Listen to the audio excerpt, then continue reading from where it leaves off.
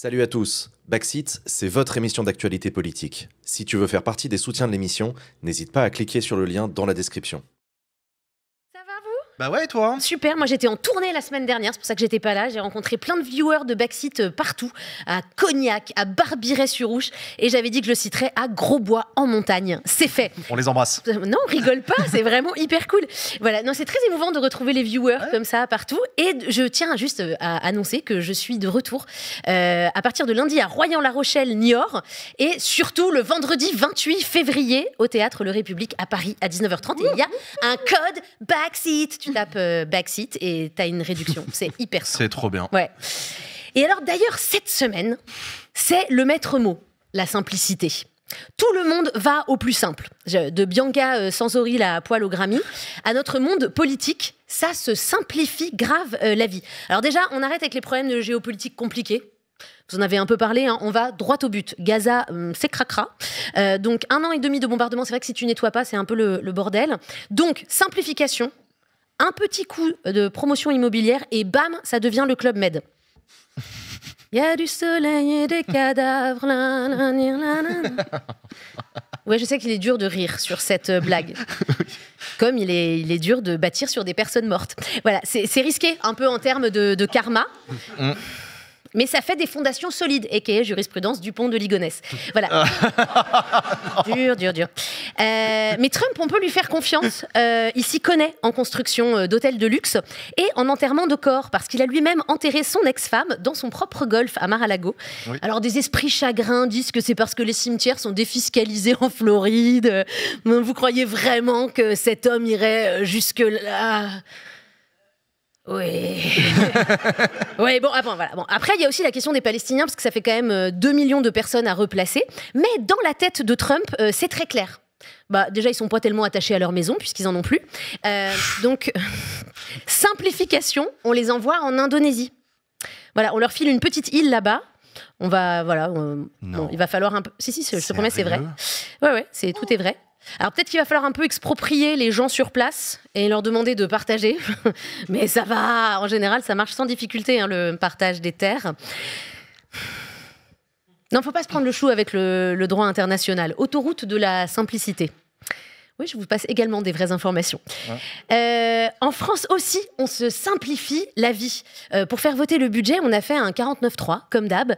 Et comme ça, on en profite pour glisser des réformes dont on n'a pas parlé avant. Comme ça, c'est plus simple. Comme l'abaissement à 25 000 € du seuil d'assujettissement à la TVA. Alors, ça veut dire qu'avant, quand tu étais auto-entrepreneur, tu devais faire 37 000 ou 85 000 € de chiffre d'affaires en fonction de ton activité pour facturer la TVA. Maintenant, c'est 25 000 €. Et pourquoi cette réforme ? Eh bien, la ministre des Comptes publics va nous l'expliquer. Donc, cette mesure, elle n'est pas pensée pour taxer. Voilà. Bah non, c'est pas pensé pour taxer. Hein. TVA, ça veut littéralement dire taxe sur la valeur ajoutée. Mais c'est pas pensé pour taxer. Mais non, c'est pas un sujet d'argent. Il faut que tu changes de mindset, peuple français. Non, c'est pas pensé pour taxer, c'est pensé pour... Ce seuil, il permet de remettre tout le monde à égalité. Peut-être que certains prix vont augmenter. Peut-être que certains prix vont augmenter. Mais j'assume une chose, c'est que dans notre pays, à un moment donné, de la complexité naît beaucoup de différences entre les acteurs, potentiellement des choses un peu déloyales, et surtout, une partie de ce qu'on cherche à faire, c'est qu'on redonne à notre pays de la lisibilité. Voilà. J'ai rien compris. Ah bah oui, pourtant c'est de la lisibilité, hein. C'est ça que les Français veulent, du pouvoir d'achat. Non, on s'en fout. Nous, on veut que ce soit bien rangé, c'est la priorité. C'est dommage de ne pas réussir à nous l'exprimer de manière très lisible. Effectivement, tu l'as relevé. Voilà. Je ne sais pas si tu l'as noté, mais ça vient d'être suspendu. Pendant la pause de Backseat, là. C'est vrai ? On a appris de la bouche du ministre de l'économie que cette mesure était suspendue. Bon, bah, je continue quand même cette chronique. mais c'est une bonne nouvelle, peut-être. Mais moi, je vais quand même faire une suggestion à nos ministres pour se simplifier la vie, tenter un truc un peu nouveau et insolite. Dites la vérité. Voilà. On a décidé de taxer les petits revenus pour éponger le déficit de la France, dont nous sommes responsables, mais sans renoncer à nos privilèges à nous. Franchement, droit au but, efficace. Tu vois, je crois que moi, je préfère être entubée, mais en toute lisibilité. Speaking of lisibilité, le ministre de l'Intérieur a présenté ce matin la nouvelle campagne de pub anti-drogue du gouvernement, un clip coup de poing pour dire la cam, c'est pas bien, et dont le financement de ce clip est peut-être pas si simple. Cette campagne sera financée par les biens qui sont confisqués aux trafiquants de drogue. C'est donc la drogue enfin celle qui est confisquée, les biens qui sont confisqués, parce qu'on ne revend pas évidemment de la drogue, mais les biens qui sont confisqués des trafiquants, qui va permettre justement de payer. Et comment ils vont faire alors s'ils la revendent pas? Ben voilà, c'est ce qui va permettre de payer ce clip, hein, qui est donc financé par la drogue. Enfin non, parce que là, on est la police, on n'a pas le droit de revendre la drogue qu'on a saisie. Mais c'est quand même financé par la drogue. Enfin, ce qu'on veut dire, c'est pas par les impôts. Enfin non, mais bien, ça avait l'air tellement plus clair en réunion tout à l'heure. Parce qu'on se disait, waouh, c'est génial, on va leur vendre parce que c'est de l'économie circulaire et tout. Bref. C'est génial. Moi, ce que j'ai pas possible. Moi, ce que j'ai compris du message, c'est ne fumez pas de joint. Mais si vous le faites et que votre dealer se fait choper, bah, au pire, vous soutenez la création artistique et vous financez le cinéma. Je sais pas vous, moi, c'est ça que j'ai compris. Et je sais effectivement pas comment ils font. Je comprends. Du coup, parce que tu vois qu'il est embêté, genre la drogue va financer. Pas du tout. Oh, enfin, non, c'est extrêmement gênant, c'est très bizarre. Ouais, on va voir. Très intéressant, c'est vrai ça. Une enquête pour Edoui pour la semaine prochaine. Alors je crois aussi que la communication du Parti Socialiste en ce moment mériterait de s'intéresser à l'art de la simplification.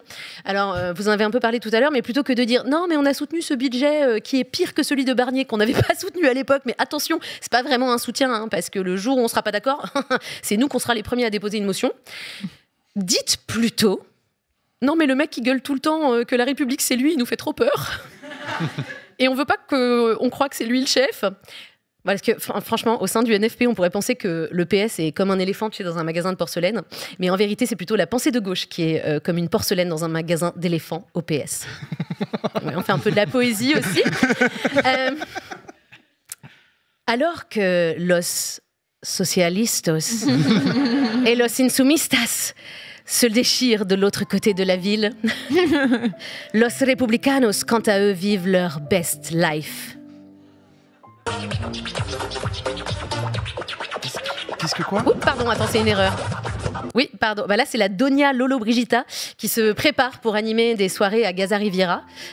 Non, pardon, on revient à Los Republicanos, qui sont au sommet de leur forme. Mardi soir, dans l'intimité d'un restaurant parisien, Lorenzo Wauquiez, el patron de la branche Bourbonne du clan, et Bruno Retailleau, jefe de la policía, se sont retrouvés.